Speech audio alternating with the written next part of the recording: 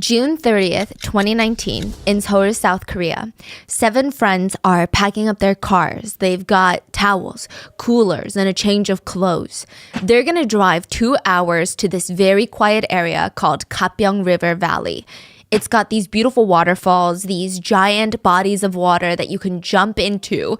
It's popular amongst locals for literally cliff jumping. That's their plan today. They're gonna do that all day long. And from the get-go, from the moment that they arrive there, there's already tension in the group. I'm gonna give you a breakdown of the dynamic of the 7 friends because it's pertinent to this case, but it's also very fascinating. We've got 3 couples and we've got 1 7th wheel. There's a lot of interpersonal relationships that are happening. We've got Eunhae. She's like the glue of the group and she's kind of organized this entire outing. She's there with her boyfriend Joe. But her ex-boyfriend Leo is also there. Leo brought his new girlfriend Chloe, and the awkward thing is Chloe has no idea that her boyfriend Leo and Eunhae used to date. She just thinks they're friends.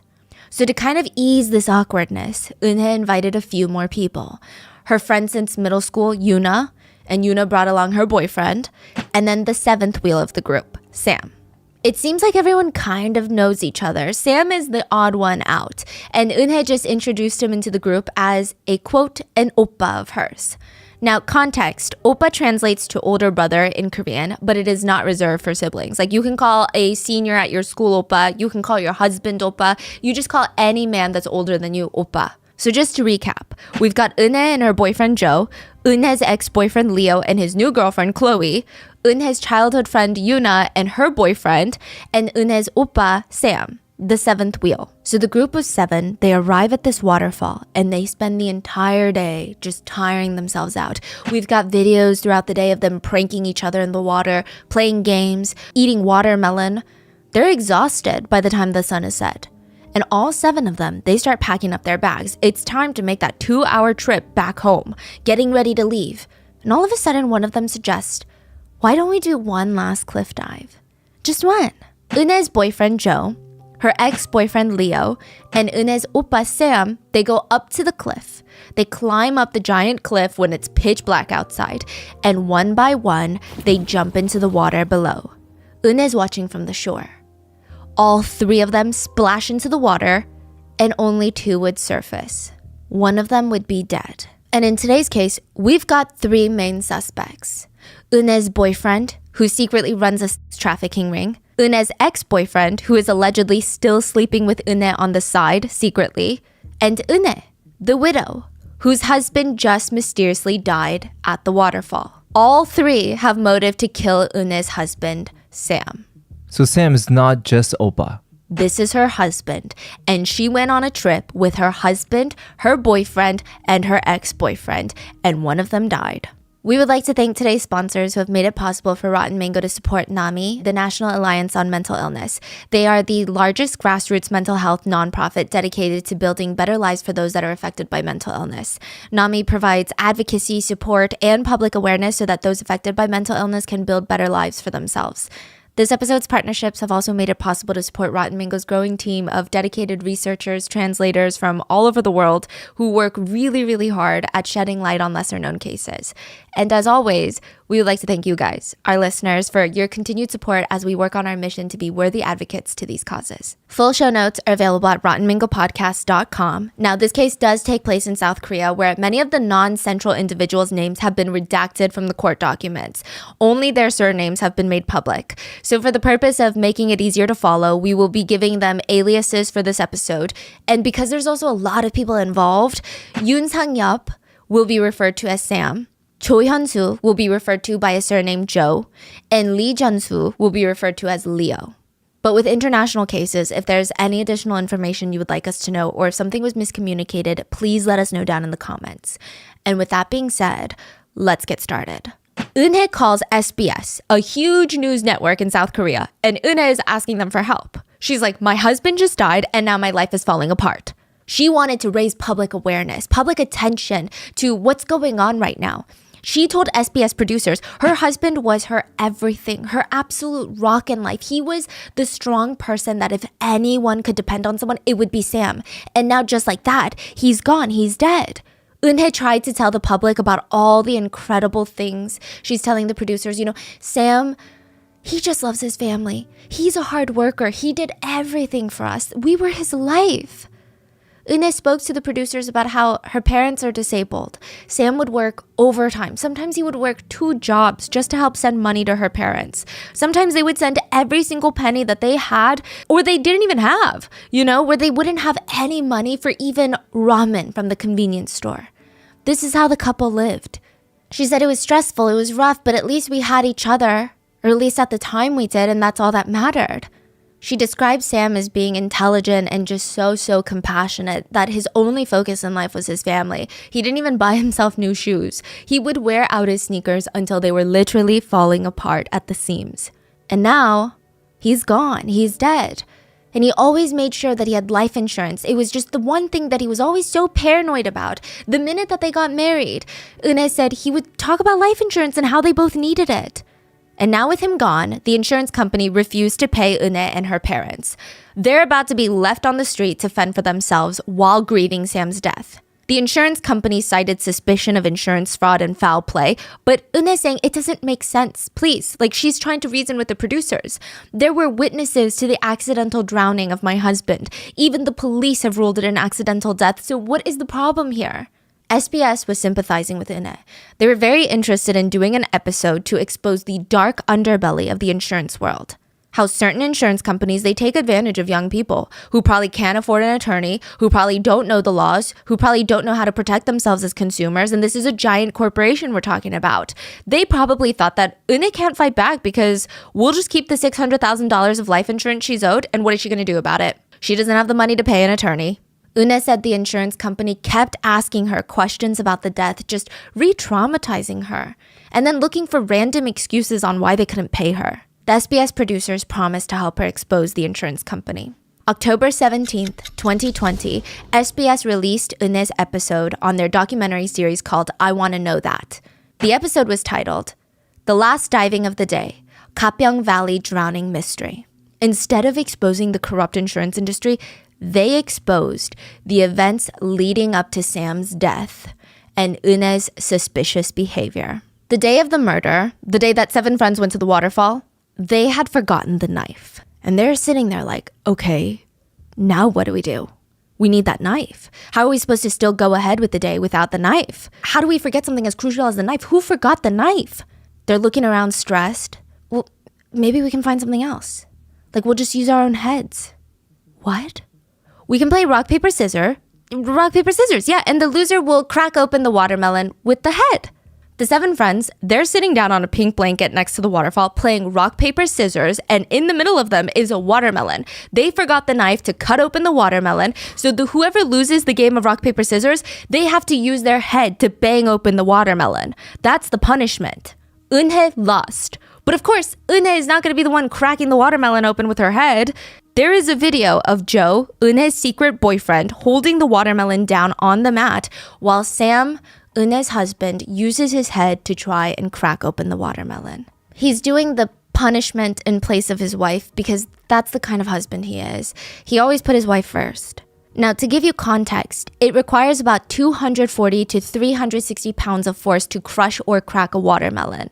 Or visually, it takes on average 400 rubber bands to be wrapped around a watermelon for it to start cracking. This is a full-size watermelon we're talking about. Even with a knife, it takes me a few tries to get fully through, and I have to use both arms. I have to apply a lot of power and pressure with a knife. Imagine cracking it open with your head. Completely. Not even just creating a small crack and then using your hands to pull it apart. The punishment is you have to crack it fully in half. But wouldn't it just make a mess? Yep. It would just make a mess and could lead to damage to the head. They are making Sam crack the full thing in half using only the force of his forehead. In the video that I'm going to show you, I don't know if YouTube is going to keep it up. It's going to be on Spotify if it gets censored. In the video, Sam can be seen stopping after each crack with his head to the watermelon. He's using both hands to kind of hold his head after he slams his head down on the watermelon. He's almost in this kneeling position on the pink blanket. It doesn't feel like friends. It feels like vicious bullying. You can tell from the body language. It's just unsettling. Everyone else, they're just laughing at his pain and he doesn't want to be here. He doesn't want to be doing this. He keeps holding his red forehead because it hurts so much. His glasses are on the side, just on the pink blanket. And his wife, Eunhae, is almost whining like, Oppa, you have to split it all the way down the middle. So the wife is encouraging this behavior? Egging it on. And her secret boyfriend is holding the watermelon still, laughing with her. Sam looks at his wife briefly before going down to slam his head back down onto the watermelon. And you can hear him grunt in pain. And you hear his wife say things like, "Oh," which is almost Korean for like, why can't you even do this? Wow. That was just part of their day at the waterfall. I know here in the US, some schools have swimming as part of their PE program, so it's a lot more common for people to know how to swim. Or at least they've been in water enough times to know how to tread water and float. But in Korea, pools are not really a fixture of everyday life, especially those that live in Seoul or in the big cities. It's just not unusual that people don't know how to swim. And Sam, he didn't know how to swim. What was unusual about that day was how he was getting bullied for it. Sam is about 10 to 12 years older than the other 6 Koreans there. Now, Korean culture, huge emphasis on respecting elders. And in Korea, elder respect isn't even just like, oh, show respect to your grandparents and to your parents. Even a 1-year age gap can warrant honorifics being used, which is like a whole new language being used to even address someone. Wait, Sam's 10 to 12 years older. Yeah. How old is Sam? He's late 30s, like 40s. So everyone's like 20, 30s. Yeah, like 29-ish to 30. Wow. To give you an example of how serious this is, there are 3 ways to say happy birthday in Korean. If you are saying happy birthday to your equal, it's 생일 축하해, happy birthday. If you're saying it to someone maybe 1 or 2 years older than you, then you say 생일 축하드립니다, which is a very respectful way. Now, let's say there's a grandfather or someone older than your own parents, then you'll use 생신 축하드립니다. 3 ways to say happy birthday. That's how crazy these honorifics and respect by age is taken in South Korea. There might be more ways for all I know. Respect is a very serious thing. But these 6, they're treating Sam like the laughing stock of the group, which is bizarre. Regardless of respect culture in Korea, it's just cruel behavior. The seniority context just adds another layer of maliciousness. So another incident was filmed that day that shows Sam in the water next to the waterfall in this inflatable tube.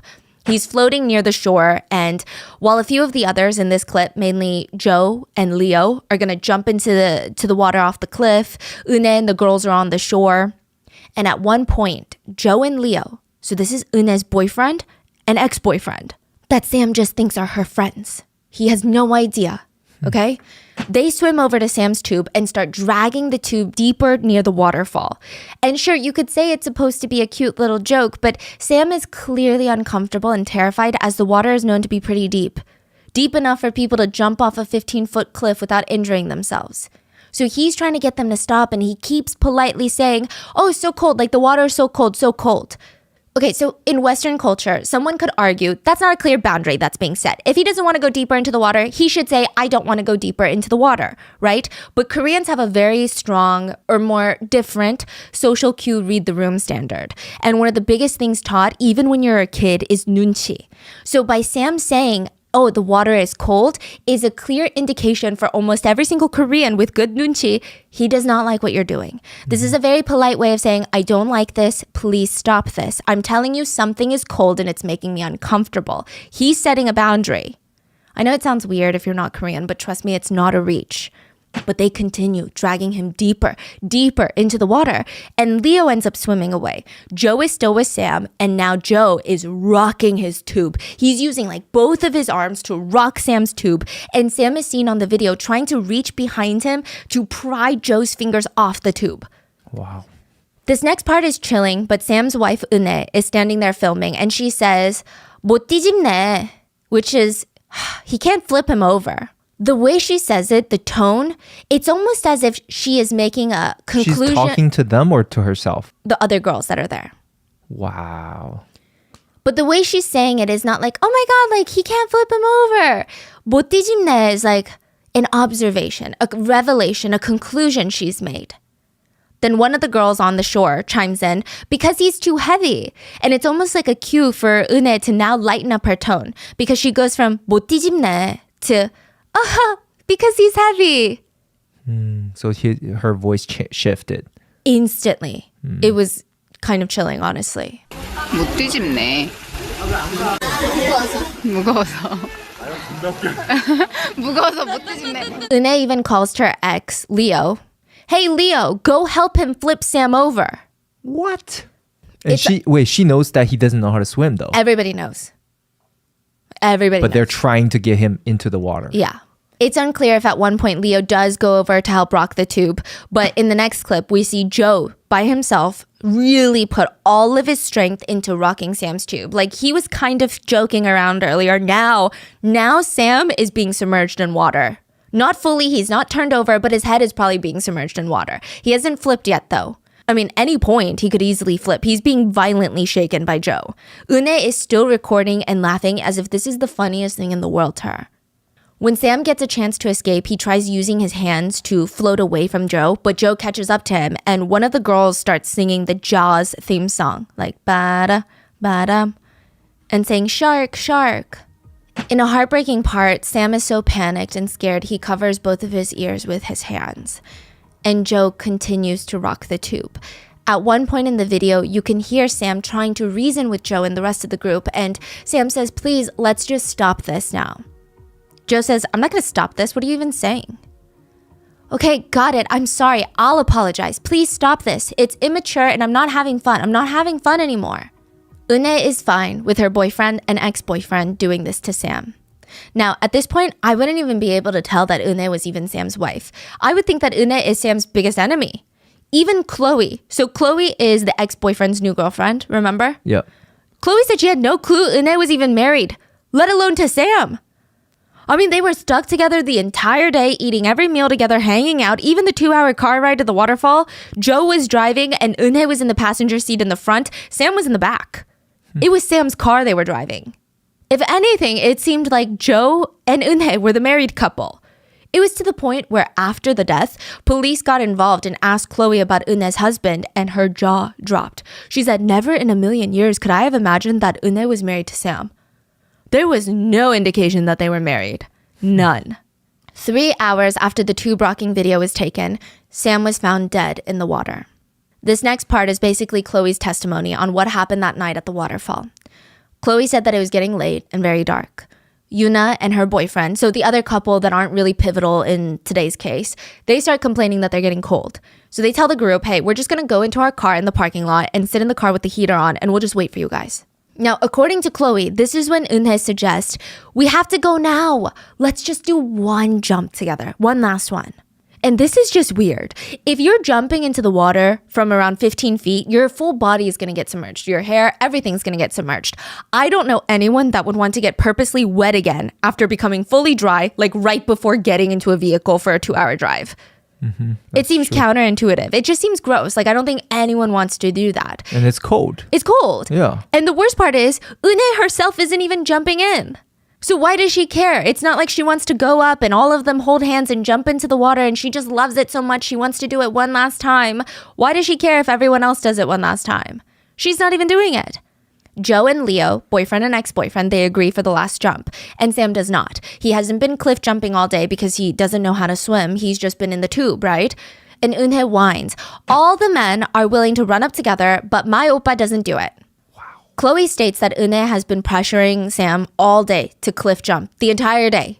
And when he said no again for this last jump, she said, fine, I'll go instead. I'll do it. As if someone has to do it. Like, it was weird. She's insinuating that she's sacrificing herself for him so that he doesn't have to do something. This is when Sam just, I imagine, exhausted, says, fine, I'll go.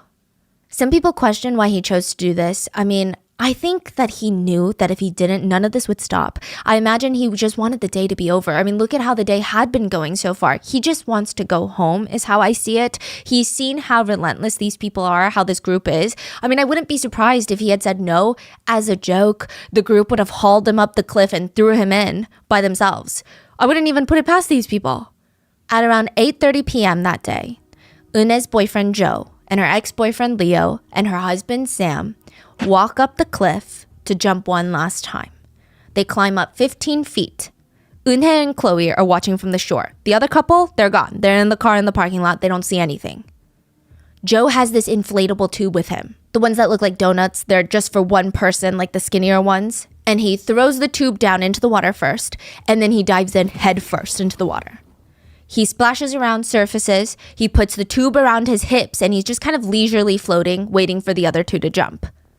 Leo, the ex-boyfriend, jumps next. He goes feet first, and then he comes up from the water, and he's just kind of floating around too. Now it's Sam's turn. He hesitates for a second, and then he jumps into the water 15 feet below. The water at the deepest point here is about 10 feet deep. Chloe recalls seeing Sam resurface. So she sees Sam, he's not drowning, he's back at the surface, and Chloe insists that nobody push Sam. He jumped in by his own free will. She also insists that she definitely saw his head come up from the water. Chloe said that Sam seemed completely fine. Like, yeah, he couldn't swim, but he wasn't struggling. So he was floating. Maybe it's instinctual. Maybe some people just naturally know how to float. I don't know. And they're all kind of slowly headed towards the shore. He's kind of slowly inching closer. And Chloe claims that she saw something really odd. Joe made some sort of weird gesture with his hand. Like he's like signaling someone. And before Chloe could comprehend what's going on, like, did he mean to do that? Who is he signaling? What does he mean by that? What is that? Before she could even put two and two together, Eunhae turns to her and says, "Hey, can you grab me a cigarette?" Chloe turns around, bends over to reach into her purse to grab a cigarette, and as she's faced away from the water, she hears, "Ah!" coming from behind, like a sudden, "Ah!" and then the scream stops. Chloe turns around and saw Sam was struggling to stay afloat. He was now actively drowning, and she didn't understand because he was fine just a second ago. Joe is still in his inflatable tube and he starts swimming towards Sam. He's only about 30 feet away. So to give you an idea, most residential pools, so these are not pools in your apartment complex or in like a building or a gym. These are like small backyard pools. They range from 20 to 40 feet in length. So 30 feet, it's far, but it's not that far, especially if you're a strong swimmer like Joe. It's not far at all. Experts have stated it would take someone like Joe about 20 seconds to swim 30 feet. But Chloe saw the whole scene in front of her, and it was bizarre. Joe is swimming so slow. And just watching from the shore, Chloe said that she's getting 답답해, which means so frustrated. She yells at him like, "Hey, take off your tube," because it's around his waist. So he's basically just like swimming, but the tube is keeping him in place and he's just literally moving around in the same spot. So she's like, "Take off your damn tube." She watches as Joe takes off his tube and flings it away from his body and away from Sam. And he starts swimming towards Sam. Now, I just think that part is so interesting. That goes against instinct to throw the tube away from Sam. Yeah. But he throws his tube away, starts swimming, still suspiciously slow. And Eunhae suggests to Chloe, we should go grab the life ring. The life ring is kind of up the cliff on the hill. So they run to grab it, but now Sam is fully out of Chloe's sight. By the time that they grab the life ring and come back to shore to toss it into the water, it probably would have taken 2 minutes. That's what experts think. Chloe said it was too late. The water was calm. Sam was nowhere to be seen. Instead, there was just Joe walking out, standing waist deep in water, and he just kept repeating, "I don't see him. I don't see him." He said he couldn't save Sam because there was low visibility in the water because it was dark. What about Leo? Leo's just like, "Yeah, I couldn't see him." And it was so odd. It felt like everyone was in on it. Eunhae, Joe, even Chloe's boyfriend Leo, who Chloe would soon find out was still allegedly sleeping with Eunhae still. It's like they all knew something that Chloe didn't know. Chloe was the one to call 119, emergency services. The authorities arrived, retrieved Sam from the water, attempted CPR, but Sam was dead. They closed his case as an accidental drowning.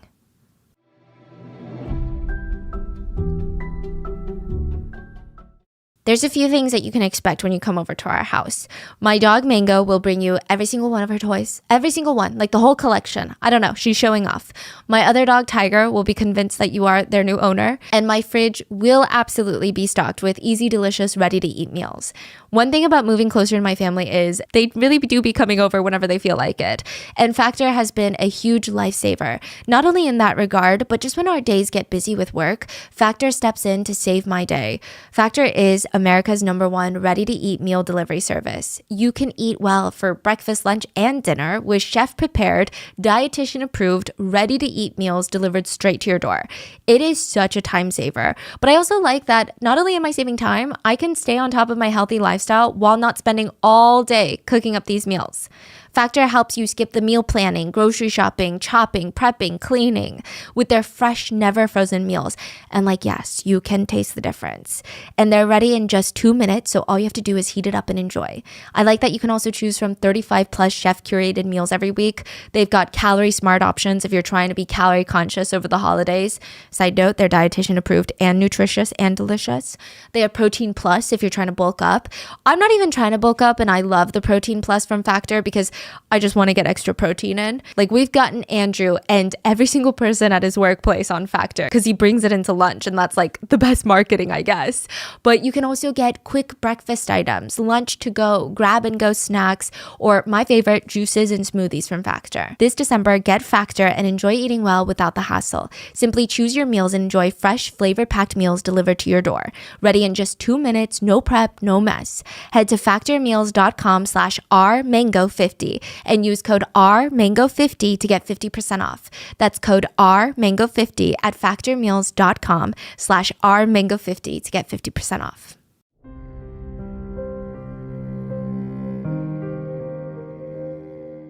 Sam's family had never been to his luxury newlywed apartment, even though Sam's family kind of paid for it. Every time they wanted to visit Sam and his wife Une's house and bring a housewarming gift and, I don't know, hang out with their daughter-in-law, Sam would tell them, no, please don't come. He would always have a good reason as to why they shouldn't. We're not home right now. We're doing some work around the house. It's just so messy.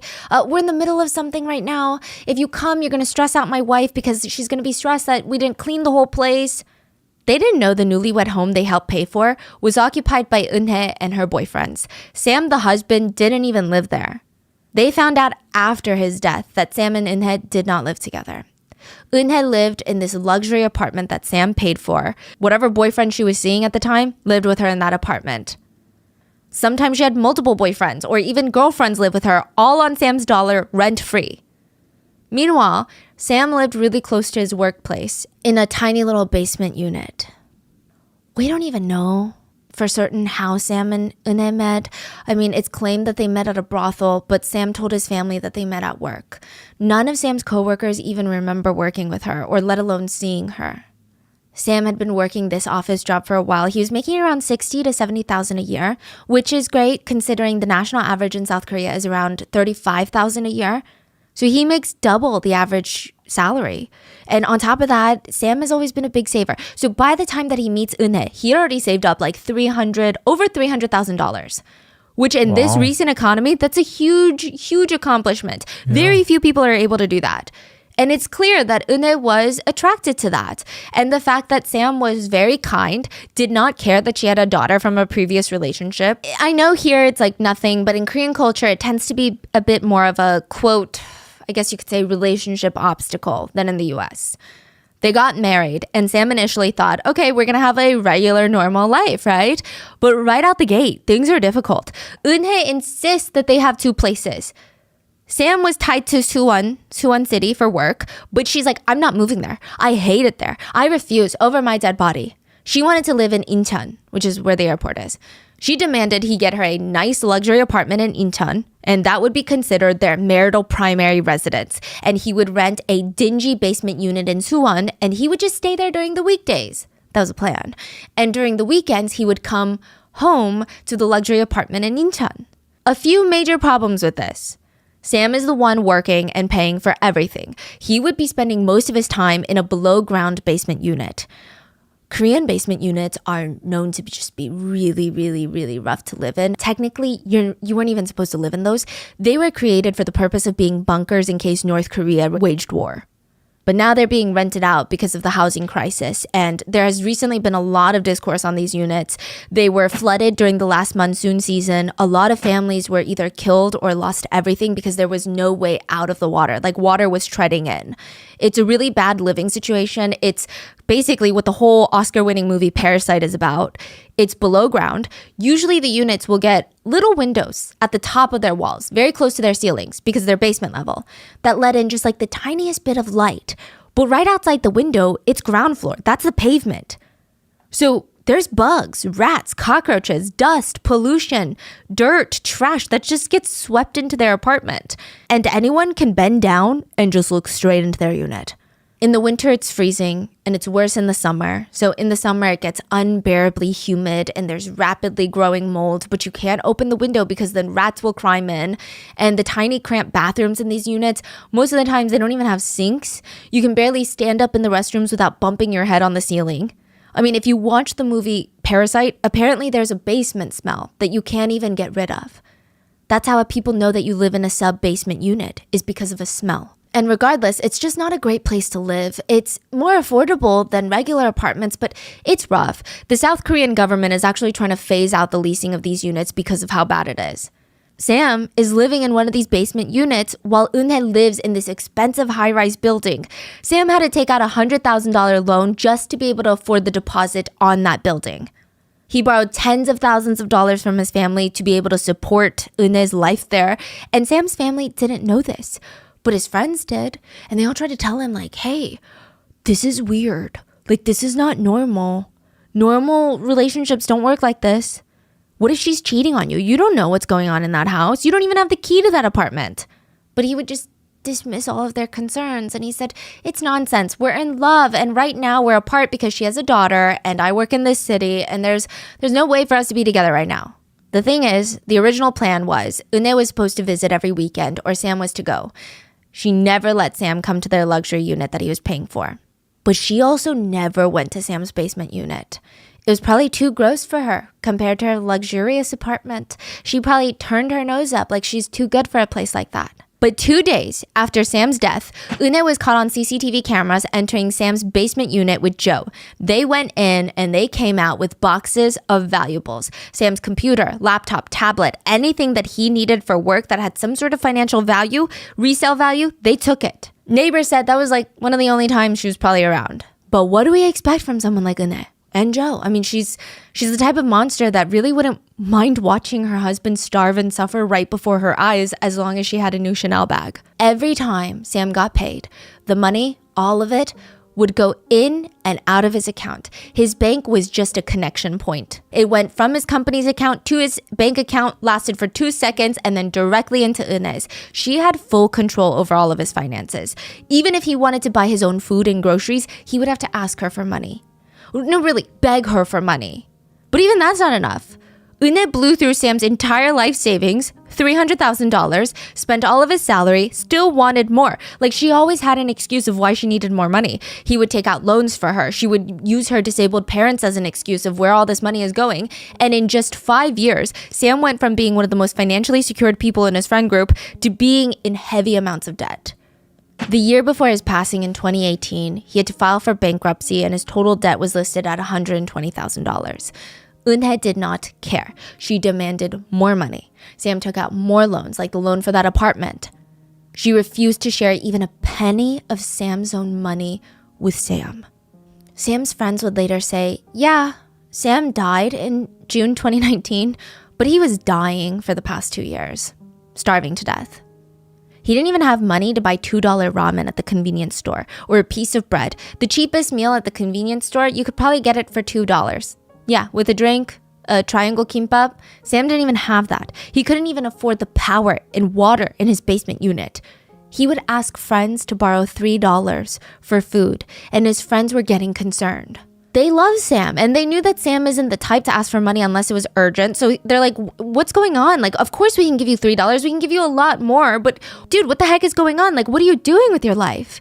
And they weren't trying to be rude about it. They were just like, Sam works nonstop all day. He's got a great job. He's always been great with money. And now he doesn't even spend lavishly on himself. His shoes are always broken down. His glasses, they're crooked. He's not even fixing his glasses. So what do you mean you don't have $3 for food? Sam would just respond, at the office I get my lunch taken care of, but there's no solution for the days that I'm not at the office. I've already lost 14 pounds the past 2 weeks, and I don't want people in the office to look at me any weirder. A few times, friends would send $100, and Sam would spend $3 and send 97 back. His friend said for the past 2 years before his death, Sam was constantly losing weight, and he just seemed so out of energy. And Eunhae knew this. Sam was struggling to feed himself, and she knew that he was basically starving. He would text her, breaking down, asking for some money. He would text her things like, I'm really sorry. They said that they're going to cut off my electricity. I won't make this type of request next week, really, but please, can I just have a little bit of money? I used the last money you gave me really frugally. Also, you must be so busy. You don't have to call me. Please just help me with my electricity bill. Eunhae, like I said, you must be really busy. You really don't have to call. It's really okay. I guess if you need an explanation to make an excuse, my payday is the 21st and I was going to pay the electricity bill that day, but they said that they're going to cut it on the 14th. I'm really sorry again for making this type of request. Unfortunately, these text messages would only mean something to people with some sort of conscience or empathy, and Eunhae had neither. Okay, sometimes Sam would take the lighter approach. He would text her pictures of his shoes that were all ripped up or his glasses that were broken, and he would text, when the money comes in, please buy your husband new glasses and running shoes. My shoes ripped, so I'm a little embarrassed at work. Eunhae could not care less. She even asked Sam for a credit card under his sister's name so she could spend that. She racked up another $5,000 on Sam's sister's account. In another really, really sad text, Sam texted Eunhae a picture of a lunch at the convenience store. This was like a very lavish lunch for him. It was no longer cup ramen. It was like a bento box with some vegetables. And he texted, I have no money. I have too much debt and debt from the company. I don't know how much this is. I think it's like $7 or $8. Please, can you just send me $10? I promise I would have asked someone else, but I have nowhere else to go to ask for money now. He goes on to say, I was going to do whatever it took to live off that $30 that I had, but it auto-drafted away into the car payment. Side note, he doesn't even drive his car. She does. So it's not like he's out here just being bad with his money management, clearly. The situation got so bad that Sam didn't even see a way out of it. He started having thoughts about exiting. He purchased tools online that he thought he would need to do so, but he realized it'd be a very selfish choice to make. He felt like if he was going to die, he would leave something to Eunhae before he did. I mean, yeah, he's got life insurance, but maybe he can do a little bit more. So Sam went online and stated that he was selling a ghost helicopter. He started getting messages from people all over the world inquiring about his weight and his age. Ghost helicopter in South Korea is a black market term. Ghost in Korean sounds a little bit like kidneys. And then helicopter is an acronym of sorts in English. H-E for heart, L-I for liver, C-O for corneas, P for pancreas, T-E for tendon, and R for retina. He wanted to sell his whole body, all of his organs. And he thought, at least I could bring in some extra money for Eunhae before I exit. Meanwhile, there's a recorded conversation of Eunhae asking him, rather demanding him to give her more money. Sam sounds confused. He says, today? You need the money today? Oh, I told you not today. Why? Because I told you I had to give it to redacted. I guess you had to pay someone back. No, I told you, Sam, I needed to be given the money first. It was supposed to be $500 today. You said that you would give it to me. Oh, but you always just let my words go out one ear and out the other, don't you? 오늘? 응. 응, 없다니까? 왜? 그거 얘한테 줬잖아. 아니 오빠 먼저 줘야 된다 했잖아. Eunhae would use most of the money to splurge on designer goods and go on these abroad travels with her friends. In a letter Sam wrote when he was thinking of exiting, he wrote it to Eunhae and it reads, Eunhae thinks I'm upset with her. She's so dumb. I'm not upset. I'm just exhausted. I don't have the energy anymore and I just feel really sorry for Eunhae. But I know that she won't even feel the empty spot that I leave behind. Eunhae probably won't even come to my funeral. She's always so busy. Eunhae did show up at Sam's funeral with her boyfriend and her ex-boyfriend. It stated that she was sitting outside the funeral hall with her little boyfriends playing mobile games on their phones. They weren't respectful at all, and if you just saw them, you wouldn't even know that they're attending a funeral right now. It seemed like a lighthearted gathering. The only time Eunhae seemed emotional or even passionate about her husband's death was when it was about the life insurance payout, which she got for Sam within 5 months of being married. She bought 4 different policies for Sam's life, and she was the sole beneficiary for every single one of them. His life insurance totaled to be around $650,000. The worst part is, the insurance agent that she bought these life insurance policies from was another ex-boyfriend of hers. Wow. Who knows if they were still seeing each other or sleeping with each other at this point? I mean, I would not put it past Eunhae. So she's got Joe, her boyfriend on the side, Leo, her ex-boyfriend that she's probably still sleeping with, and then the insurance agent that sold her husband's life insurance policy, probably made commission from it, that she's probably sleeping with.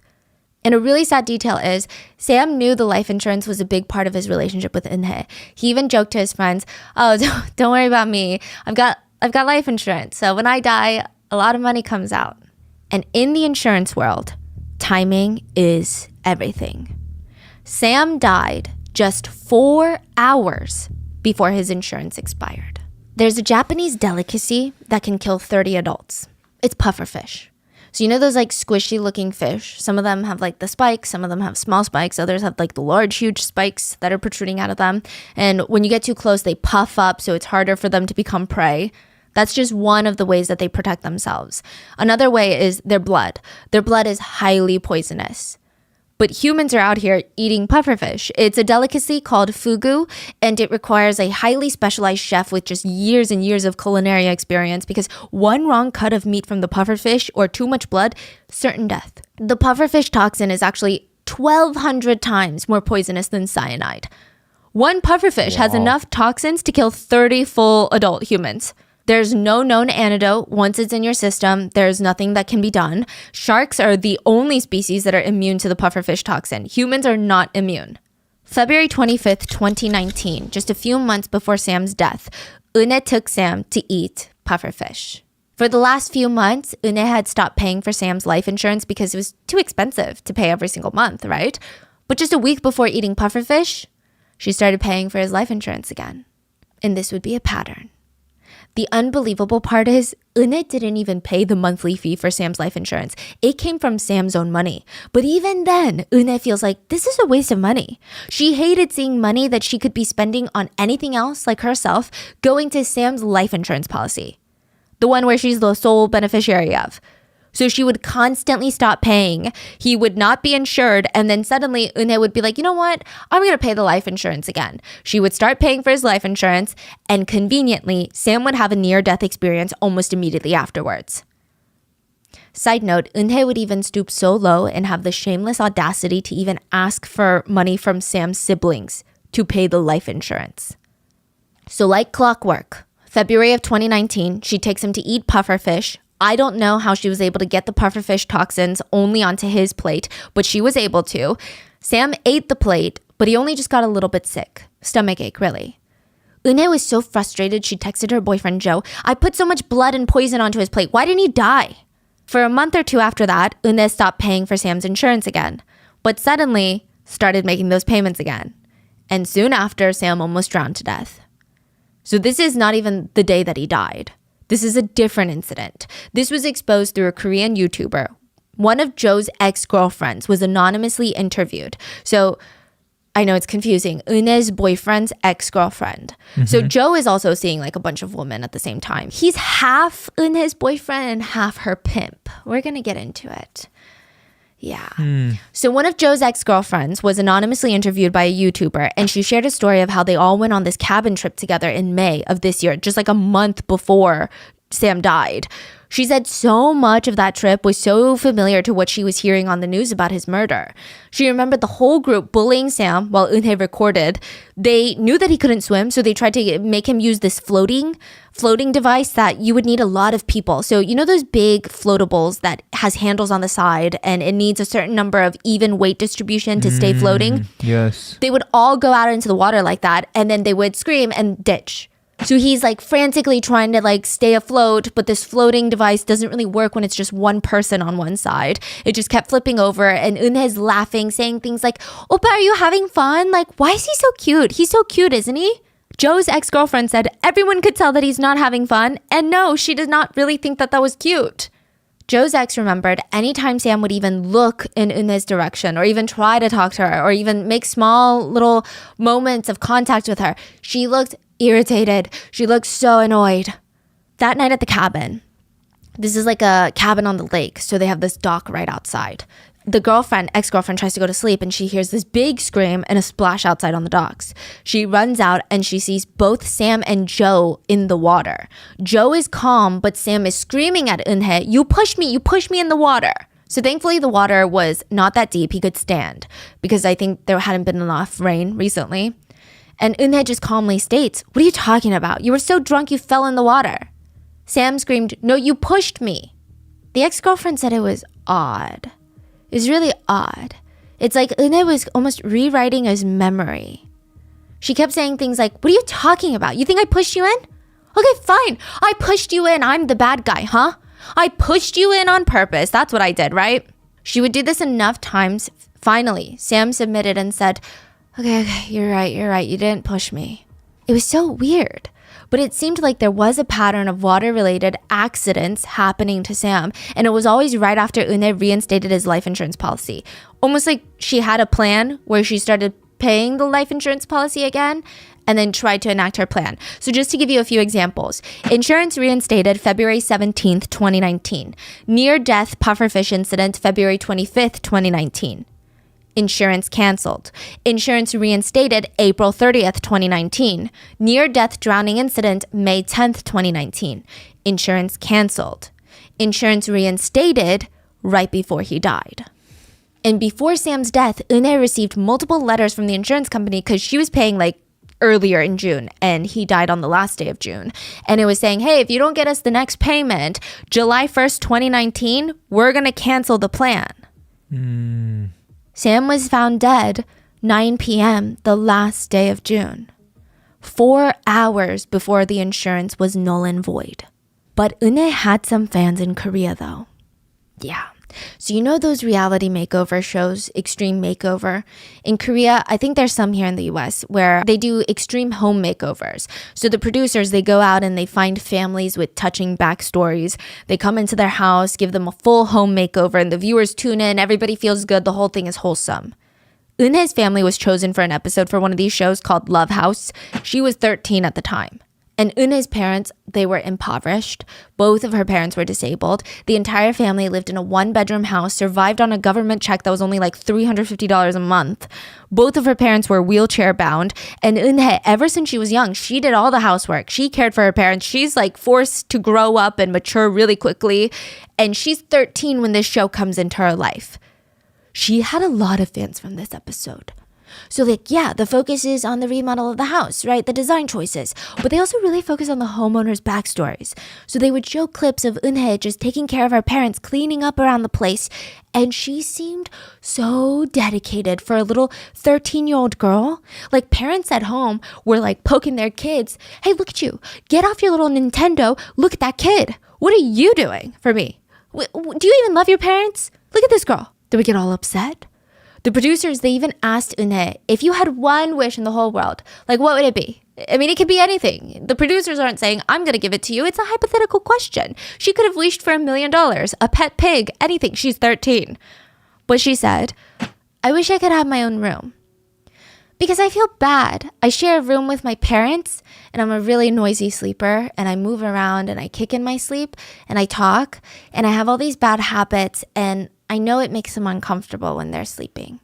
So I don't think that they can get a good night's sleep because of me. It was such a mature, kind, selfless answer. She didn't even want her own room because she's 13 and wants her own room. She wants her own room because she feels like she's disturbing her parents' sleep at night. She would even say on the show, later, when I'm older, I want to give what I received to others during hard times. That same girl on Love House would grow up to be the main suspect of a true crime show in South Korea. And everyone is confused. How did she even get there? A few years after being on the home makeover show, Eunhae would meet Joe. This is the boyfriend that was on the trip with her. They've been friends since like high school. They were on and off dating, and the thing that bonded them together was sex. Eunhae started hanging out with boys in her school and the school in the town over, and every time she would spend time with boys, the rumor was she would be paid a fee. So eventually it would evolve into full-blown sex work by the time that she was in high school, and Joe was essentially her handler / pimp. And after getting into this crowd, Eunhae's life just takes a 180. She runs away from home, she abandons her parents, she drops out of school, her highest level of education is middle school, and in 1 year, Eunhae was in and out of the police station like 10 times for petty offenses. At 18, Eunhae finally shows back at home and drops a baby off, a little baby girl, and is like, I can't do it, bye. Leaves. Eunhae's parents, they take full custody over this child, and we have no further information on like who the dad is or really anything about that. A lot of people said that Eunhae just lost sight of everything that really mattered. She abandoned her parents, refused to take care of her own kid, didn't care about anyone but herself. She started getting a lot of plastic surgery on her face. Now, I don't think it's our place to judge when someone has plastic surgery, right? But I think that the reason that netizens were really dogging on her for this later is, you know, one, she's a shady, evil person, but also she gave her disabled parents the huge responsibility of raising her child because she stated she didn't have the money to be a mom, but she spent a ton of her money on plastic surgery. So I can see how that feels gross to netizens. Like just making sure it's known that it's not the act of plastic surgery that they don't like. It's just, you know, you get it. And I think in hindsight, it's really to see her as this like vapid, manipulative, shallow, gross person that she is. But at the time, for Sam, I think that he just saw the girl from Love House. I think that he knew it was rough for her, but he saw this sweet girl who had to grow up too fast, and maybe now she's a little reckless with the money because she wants to be a kid again. She never had a childhood, so maybe she wants to experience it now. Maybe that's why she tends to want to have more fun and wants more excitement than Sam does. She's trying to live through her kid life again. But she still feels like pressure and stress from her parents and being a single mom. So it's just, I could see how people feel sympathetic towards her. He probably saw her as this very strong, sensitive woman that he could help. Sam would see the good in people because Sam was a good person. But like, what do you think is one of the last things you would do if your loved one passed from drowning? I don't know if this is a conscious choice. But I feel like most people would probably avoid bodies of water. Or at least I imagine it would take a lot for someone to go enjoy leisurely activities on bodies of water without thinking about their loved one who just passed.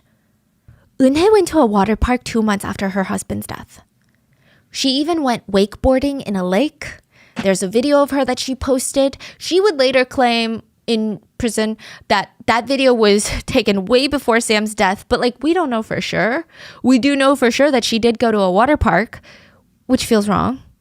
The 100 days after Sam's passing, Eunhae was focused on having fun. She went to the water park, she went wakeboarding, she went on an overseas trip with her friends and her daughter. She hung out with her new boyfriend Joe. But fine, like we say this all the time, we really can't dictate how people grieve and process trauma, but like there's just so much in this case that does not add up. Even the events of that day. So the forensics, the expert testimonies, they don't make sense. For example, professionals state there's a chance, a possibility that even though Sam was okay when he first dropped into the water, he could have had a sudden muscle ache from the cold water. So he gets a muscle cramp, he starts drowning. But they also argued that it's very suspicious that Joe couldn't reach him in time to save him. I mean, even if he did reach him, I get there's a chance that Joe can't save him. When people are drowning, there's a chance that it's very difficult to help them because they keep panicking and they might even try to take you down with them, right? But that wasn't even a consideration in this case because Joe was swimming extremely slow and never even made it to Sam. Another odd thing is Joe had a tube around his waist. When he took it off to, quote, swim faster, he threw it away from him and away from Sam. Eunhae's actions, according to Chloe, it's all so strange. And it's alleged that before Chloe called emergency services, she said Joe turned to the group and said, make sure we don't look suspicious. The group would tell authorities that Sam did not struggle in the water. So they heard him hit the water, he said, ah, and then went under. Never resurfaced. That's why they couldn't find him, because it was too dark to see in the water and he wasn't splashing around. So they had no idea where he was. They're looking around. Joe's like, I don't even know where to swim, right? Because I don't know where he is. But that completely goes against the forensic findings of this case. According to professionals who performed Sam's autopsy, they said that there was evidence that his lungs retained quick amounts of air and water. How do they know? Because there was foam found in his lungs. Foam only occurs when air and water repeatedly enter and exit the trachea. It's a strong indication that Sam was struggling in the water. He was likely coming up, trying to get air, then going back down, coming up, trying to get air, going back down. So their statement that Sam never struggled in the water, it did not match the forensics. It just didn't. Additionally, the police had a theory that his foot got caught on a rock, and that's why he drowned, because he was kept underwater. But like I said, the forensics don't match up to that, because that would have resulted in very little or no foam in his lungs. He would not have had the chance to surface for air. And really add to the fact that Eunhae knew that her husband could not swim but kept encouraging him to jump off a cliff into deep water and peer pressuring him to do so, very questionable. And there's just so many other inconsistencies. Sam's friends stated that it was really out of character for him to jump into the water unless he felt like he absolutely had to.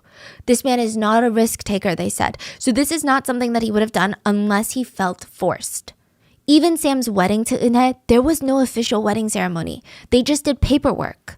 Sam told his family it was because Eunhae's parents were upset that Sam was a decade older.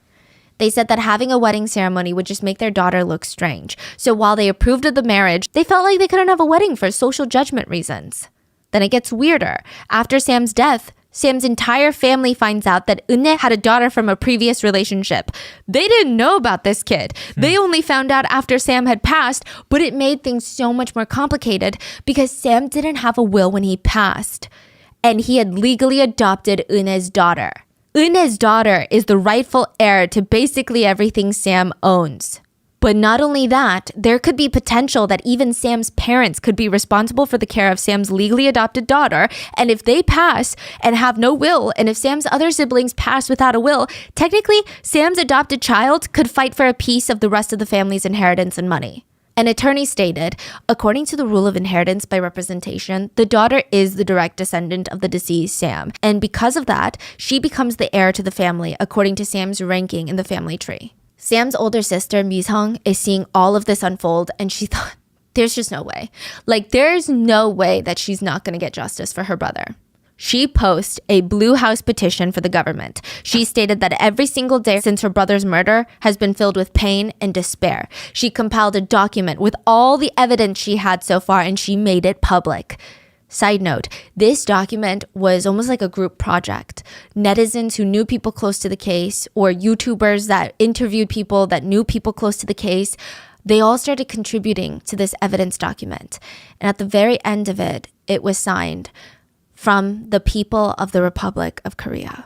Sam's sister went on to state, married life looked a little bit difficult for Sam, but I never imagined it would be like this.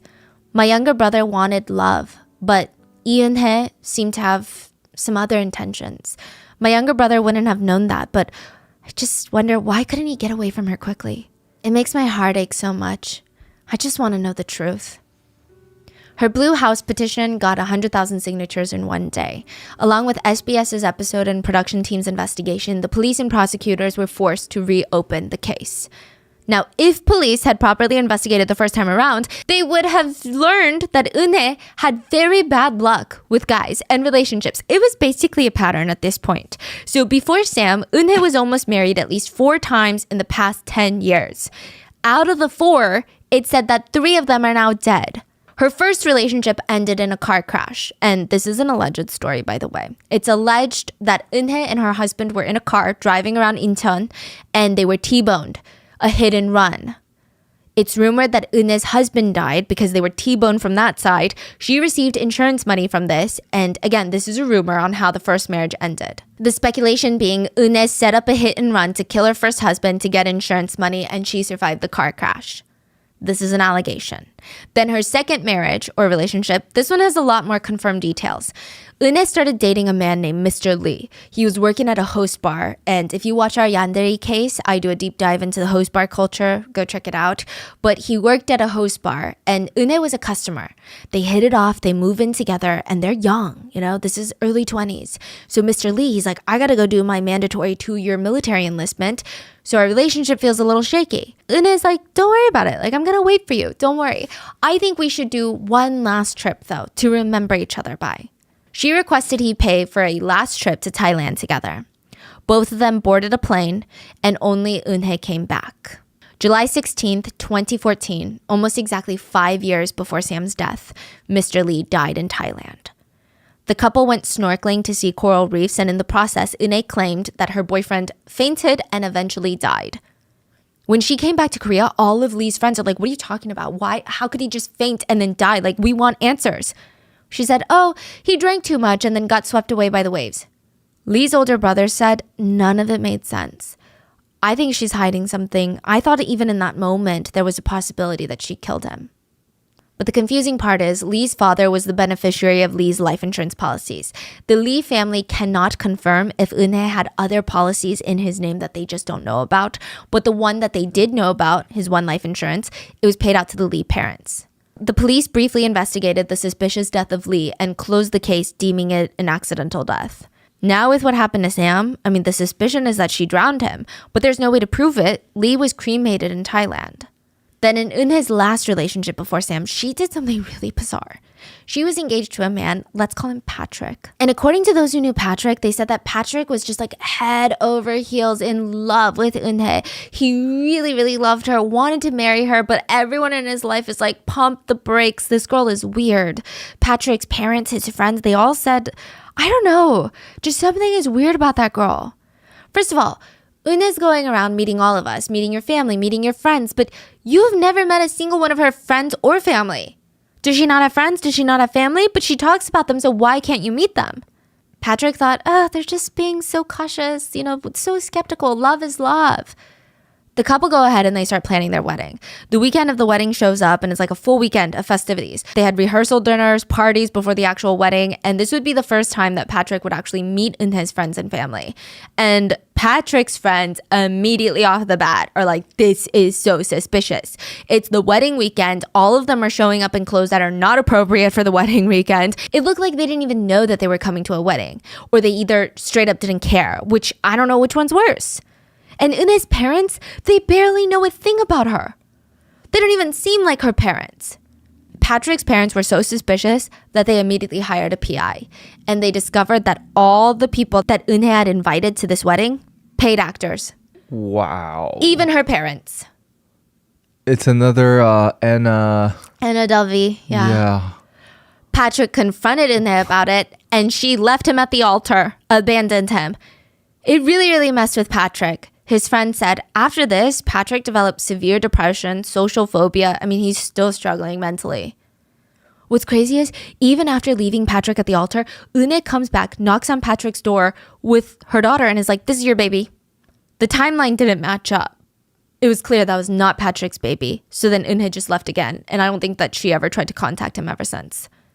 And because fall of 2016, Eunhae married Sam Yoon.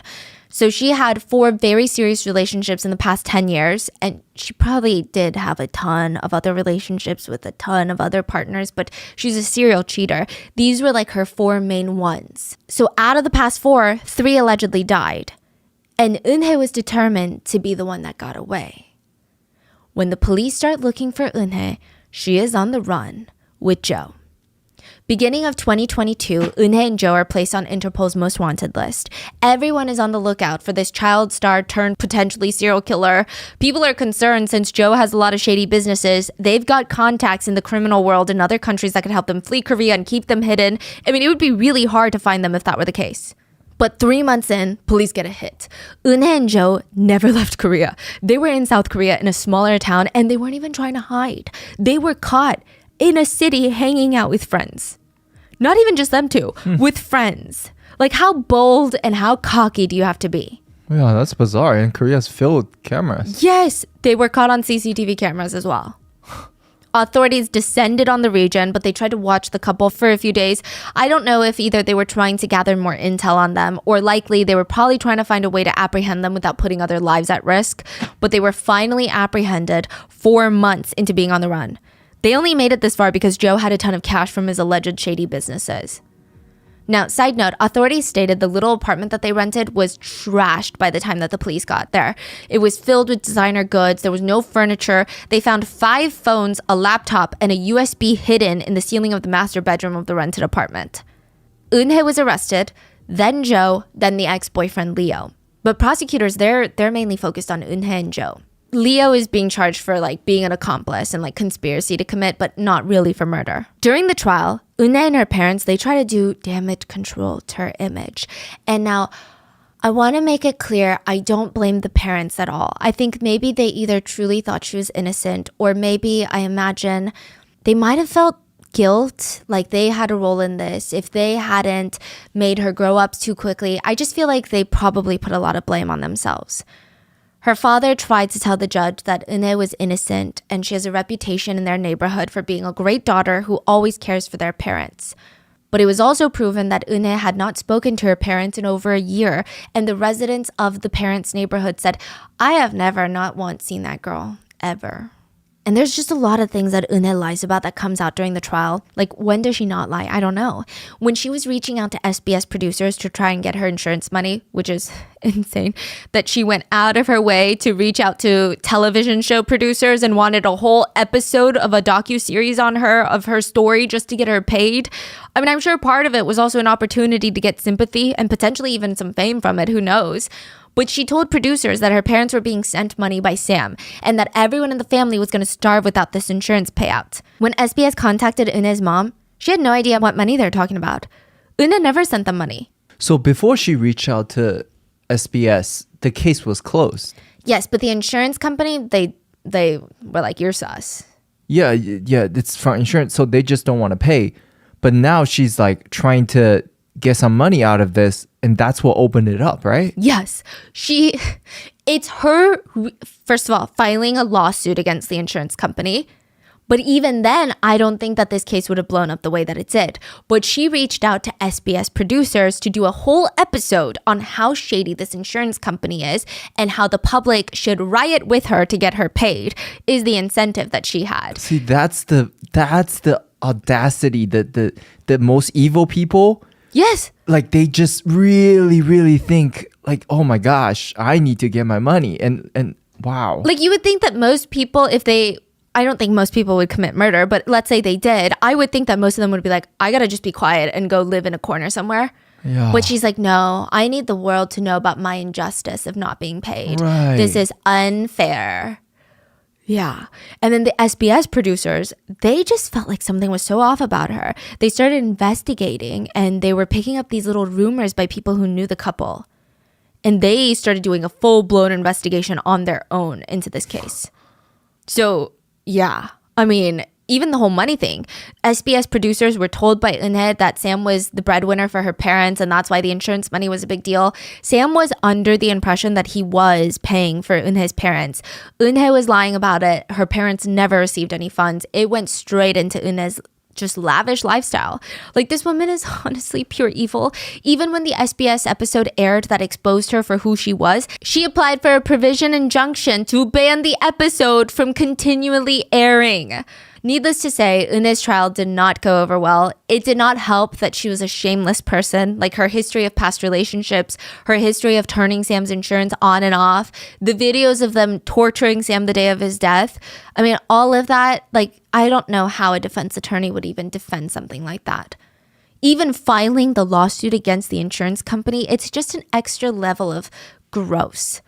You know, Joe also sued more than 100 people for defamation before he was arrested. Bro. If anyone commented on this case, they were getting slapped with a lawsuit by Joe. And since this was before he was arrested, a lot of the people were terrified of being sued for defamation, so they tried to settle. Now, I want to say that most of the people that he sued, and don't quote me on this, from what I can gather, most of them were small people online. So they were not YouTubers, influencers, mainstream media, podcasters, press, journalists, news networks. These are just like random commentators that are posting like on Reddit. They're like, oh, like, look at this case. Look at what's going on. I think he's guilty. Random people. They would try to settle. They would say, okay, like, can I just take the post down and give you $1,000 because I'm nobody, like 5 people saw my post and like one of them was you. So why does it matter? And Joe refused. His lawyer would hit back with, we're not settling for anything less than 1.5. 1.5 what? Million? No. Like 1,500. Oh, Yeah. I see. So yeah, the audacity. So they wanted more. Wanted more. They're negotiating. For like these people that genuinely, like, they did not have reach, and I'm not saying that in an insulting way, but like, what are you suing They're them just for? Being greedy and Yeah, they're just like regular people on the internet, not even journalists covering this case. Yeah, Just normal people. Another opportunity for them to harass more people. 100 people. During the trial, the word gaslighting was a huge thing. I feel like gaslighting has been overused in the US to the point where it's kind of lost its meaning, which is not good. But in Korea, I think the word and definition were just recently starting to be taken seriously. It would be thrown out during the trial because later judge would say that it's hard to prove gaslighting. But the prosecutors, they tried. There are voice recordings of Eunhae manipulating Sam by saying things like, when I drink, I turn into someone else, and I treat those who I feel like are the closest to me really badly. I didn't do anything to you because I don't like you or because I was trying to ignore you. I'm just like that. It was very hard for people to listen to. Eunhae was found guilty and sentenced to life in prison. Joe, the boyfriend, was found guilty and sentenced to 30 years in prison. And in one last moment of shamelessness, Eunhae said this about her verdict. The investigative agency has already reached a conclusion, so I lost the opportunity to prove my innocence. Basically being like, I'm innocent, but they already made up their minds about me, so what can I do? Joe stated, on the day of the accident, I did my best in rescue activities. Leo, the ex-boyfriend, is also awaiting trial, but it doesn't seem like prosecutors are really pursuing him aggressively. But I will say he's a very shady character. He's got 28 records on his criminal rap sheet. He was also arrested for like domestic violence, really heinous things. It said that he worked with Joe in all the shady illegal businesses. So there's that. And speaking of prison, I was hoping that maybe she would feel some human level of remorse. But netizens were shocked to discover that she made a pen pal in prison. His name is Cho Ju-bin.